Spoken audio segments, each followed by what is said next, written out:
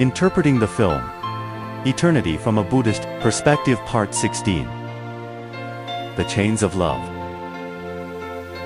Hello everyone, and welcome to today's program. Today, we are going to continue our discussion on a very interesting topic, one that comes from the movie Eternity but whose core themes are perhaps more relevant to our daily lives than the film itself. There's a classic scene in the movie where the male protagonist, Sandman, and the female protagonist, Upati, are chained together. Upati wants to go for a walk in the mountains, but Sandman just wants to read. This seemingly ordinary conversation instantly exposes the true inner state of both characters. Upati complains that Sandman no longer cherishes her now that he has her, accusing him of being fickle. Sandman, however, denies this outright. At this point, the master in the film responds with an ancient poem, Lasha Mist and Yizhang Tides, 1,000 regrets before they are seen. Once seen and now to part, Lasha Mist and Yizhang Tides. The profound meaning of this verse is that it highlights a common human trait. We always have 1,000 longings for things we don't have. Once we get them,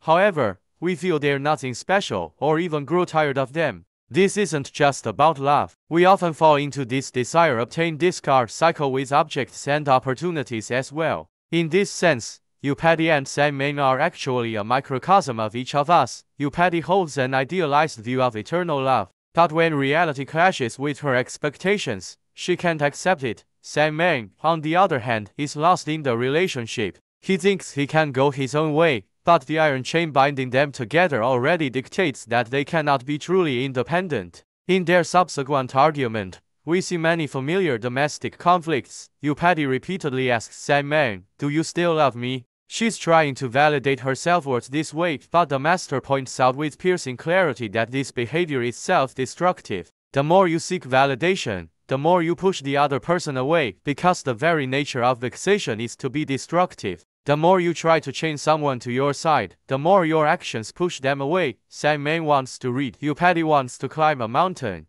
Both are insisting on their own path while trying to drag the other along. As the master metaphorically puts it, it's like two people arguing, one insisting on singing and the other on dancing, and each demanding the other follow their lead. They don't understand that for two people to be together, someone must yield and compromise. When Sandman feels helpless because of the chain, he starts pleading with his uncle, accusing him of breaking their bond. When he doesn't get his way, he even demands that his uncle kill him. He forgets that his uncle kept his promise to his father, raising him after his father's death, providing him with food, clothing, and shelter, financing his education, and even grooming him to inherit the family business. This ungrateful, resentful mindset is the root of all his suffering. He blames his life's predicaments on others instead of reflecting on the fact that they are his own choices. Throughout the conversation, the master repeatedly emphasizes that vexation is destructive. You may think you are acting for the sake of love, for the sake of eternity,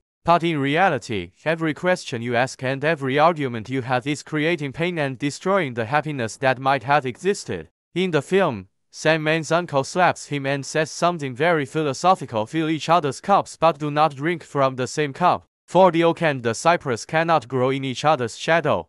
This statement is deeply meaningful. The master explains that it's telling Sandman that he can't always live under someone else's protection. Plants in the shade, because they don't get sunlight, can't truly grow. In real life, this shadow could be parents, a partner, or even a company. If we constantly rely on others' protection and don't take root ourselves, our capacity to get things done will slowly wither away. Once this shadow falls, or we leave it, we'll be like rootless bean sprouts, unable to withstand any storm. The master constantly reminds us that people need to have wisdom and the ability to take root themselves. This root is your ability to get things done. No matter where you are placed, you can quickly adapt, grow, and do a good job. This ability cannot be given by others. It can only be honed by yourself. There's another scene in the film where Sandman's uncle gives him a box containing a gun, and tells him it's the key to solving the problem. Sandman thinks this means he should commit suicide, but he fails to grasp the uncle's deeper meaning.